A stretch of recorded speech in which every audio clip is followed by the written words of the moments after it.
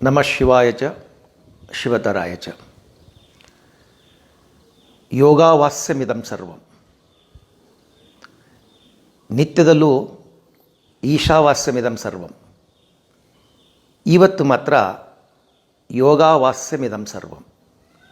ಇವತ್ತು ಯೋಗ ದಿನ, ಅಂತಾರಾಷ್ಟ್ರೀಯ ಯೋಗ ದಿನ. ಭಾರತದಲ್ಲಿ ಹುಟ್ಟಿದಂತಹ ಈ ಯೋಗ ವಿದ್ಯೆ ಇವತ್ತು ಪ್ರಪಂಚದ ತುಂಬೆಲ್ಲ ವ್ಯಾಪಿಸಿಕೊಂಡಿದೆ. ನಾವು ಭಾರತೀಯರು ಮೊದಲು ಯೋಗ ದಿನವನ್ನು ಆಚರಿಸ್ತಾ ಇದ್ದೀವಿ. ಆದರೆ ಅಂತಾರಾಷ್ಟ್ರೀಯ ಯೋಗ ದಿನ ಆಗಿ ಈ ಯೋಗ ದಿನಕ್ಕೆ ಒಂದು ಇಂಟರ್ನ್ಯಾಷನಲ್ ಐಡೆಂಟಿಟಿ ಇರಲಿಲ್ಲ. ದೇಶ ವಿದೇಶಗಳಲ್ಲಿ ಯೋಗದ ಪ್ರಚಾರ ಇತ್ತು, ಆದರೆ ಅಧಿಕೃತವಾಗಿ ಅಥೆಂಟಿಕಲಿ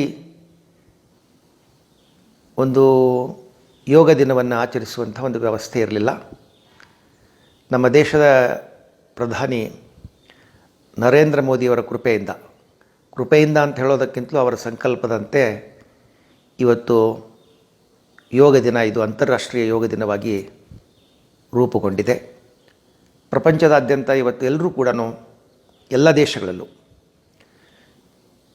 ನಮ್ಮ ಏಷ್ಯಾ ಖಂಡದಲ್ಲಿರ್ತಕ್ಕಂಥ ದೇಶಗಳಾಗಿರ್ಬೋದು, ಯುರೋಪ್ ಖಂಡದಲ್ಲಿರ್ತಕ್ಕಂಥ ದೇಶಗಳಾಗಿರ್ಬೋದು, ಅಮೇರಿಕಾ ಖಂಡದಲ್ಲಿರ್ತಕ್ಕಂಥ ದೇಶಗಳಾಗಿರ್ಬೋದು, ಪ್ರಪಂಚದ ಎಲ್ಲ ಖಂಡಗಳಲ್ಲೂ ಎಲ್ಲ ದೇಶಗಳಲ್ಲೂ ಇವತ್ತು ಯೋಗ ದಿನವನ್ನು ಅಧಿಕೃತವಾಗಿ ಆಚರಿಸ್ತಾರೆ.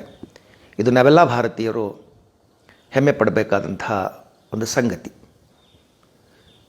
ಯಾವ ರೀತಿ ಭಾರತದಲ್ಲಿ ಹರಿಸರ್ವೋತ್ತಮ, ಹರಸರ್ವೋತ್ತಮ ಅನ್ನುವಂಥ ಎರಡು ಪರಂಪರೆಗಳಿವೆಯೋ, ಹಾಗೆಯೇ ನಾವೆಲ್ಲರೂ ಕೂಡ ಇವಾಗ ಯೋಗ ಸರ್ವೋತ್ತಮ ಅಂತ ಹೇಳಬೇಕಾಗಿದೆ ಮತ್ತು ಯೋಗ ಸರ್ವೋತ್ತಮ ಪರಂಪರೆಯ ಅನುಯಾಯಿಗಳಾಗಬೇಕಾಗಿದೆ. ಇವತ್ತಿನ ದಿನ ನಾವು ಯೋಗವನ್ನು ಒಪ್ಪಿಕೊಳ್ಳಲೇಬೇಕಾದಂಥ ಪರಿಸ್ಥಿತಿ ಇದೆ. ಯೋಗ ಒಂದು ಸುಂದರವಾದಂಥ ವ್ಯವಸ್ಥೆ. ಯೋಗ ನಮ್ಮ ಮೈ ಮನಸ್ಸುಗಳನ್ನು ಸಂಗಮಿಸುವಂಥ ಒಂದು ವ್ಯವಸ್ಥೆ. ನಮ್ಮ ದೃಷ್ಟಿನಲ್ಲಿ ಯೋಗ ಅಂದರೆ ಮೈ ಮನಸ್ಸುಗಳ ಕೂಡಲ ಸಂಗಮ. ಮೈ ಮನಸ್ಸುಗಳ ಕೂಡಲ ಸಂಗಮವೇ ಯೋಗ. ಯೋಗದ ವಿಷಯದಲ್ಲಿ ಯೋಗಕ್ಕೆ ಅನೇಕ ರೀತಿಯ ವ್ಯಾಖ್ಯಾನ ಹೇಳಿದ್ದಾರೆ. ಅವೆಲ್ಲವೂ ಸರಿಯೇ. ಆದರೆ ನಮ್ಮ ದೃಷ್ಟಿನಲ್ಲಿ ಮೈ ಮನಸ್ಸುಗಳ ಏಕೀಕರಣ, ಮೈ ಮನಸ್ಸುಗಳ ಕೇಂದ್ರೀಕರಣ, ಮೈ ಮನಸ್ಸುಗಳ ಪರಸ್ಪರ ಸೇರುವಿಕೆ, ಸಂಗಮ, ಕೂಡಲ ಸಂಗಮ ಯೋಗ.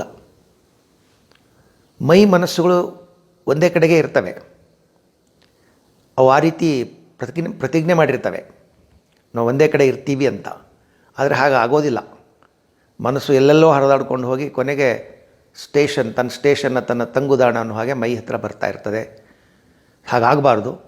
ಮೈ ಮನಸ್ಸುಗಳು ಎಷ್ಟು ಒಟ್ಟೊಟ್ಟಾಗಿ ಇರ್ತವೆ ಅಷ್ಟು ಉಪಯೋಗ ಜಾಸ್ತಿ ಆಗ್ತದೆ. ನಮ್ಮ ಮನಸ್ಸು ಏಕಾಗ್ರಗೊಳ್ತದೆ.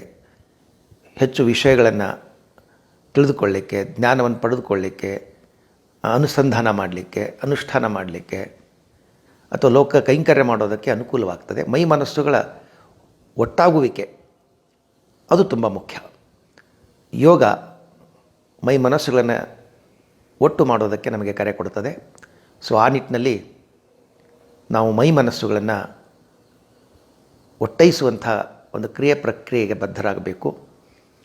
ಈ ಯೋಗ ಅನ್ನೋದು ಒಂದು ದೊಡ್ಡ ಆಹಾರ ಕೂಡ ಹೌದು. ಇದು ಆಹಾರ. ಇವತ್ತು ಬೇರೆ ಆಹಾರಗಳು ನಮ್ಮ ಬದುಕಿಗೆ ಎಷ್ಟು ಅನಿವಾರ್ಯವೋ ಹಾಗೆ ಯೋಗ ಅನ್ನುವಂಥ ಈ ಆಹಾರ ಕೂಡ ನಮಗಷ್ಟೇ ಅನಿವಾರ್ಯ ಮತ್ತು ಅಗತ್ಯ.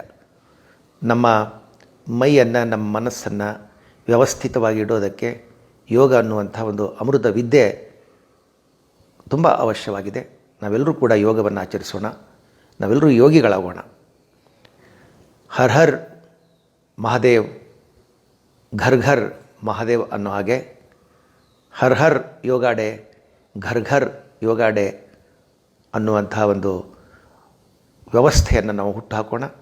ಯೋಗವನ್ನು ನಾವು ಪ್ರತಿನಿತ್ಯ ಮಾಡಿ ಆತ್ಮಾನಂದದ ಜೊತೆಯಲ್ಲಿ ಅಲೌಕಿಕ ಆನಂದವನ್ನು ಪಡೀತಾ ಲೋಕಹಿತವನ್ನು ಬಯಸೋಣ ಅಂತ ಹೇಳ್ತಾ ಇವತ್ತಿನ ದಿನ ಎಲ್ಲ ನಮ್ಮ ಬಂಧುಗಳಿಗೆ, ರಾಷ್ಟ್ರ ಮತ್ತು ಅಂತಾರಾಷ್ಟ್ರೀಯ ಎಲ್ಲ ನಮ್ಮ ಯೋಗ ಬಂಧುಗಳಿಗೆ ನಾವು ಹೃತ್ಪೂರ್ವಕವಾಗಿ ಶುಭಾಶಯಗಳನ್ನು ಕೋರ್ತಾ ಇದ್ದೇವೆ. ಶಿವಂ ಭೂಯಾತ್. ಸರ್ವೇ ಭವಂತು ಸುಖಿನಃ.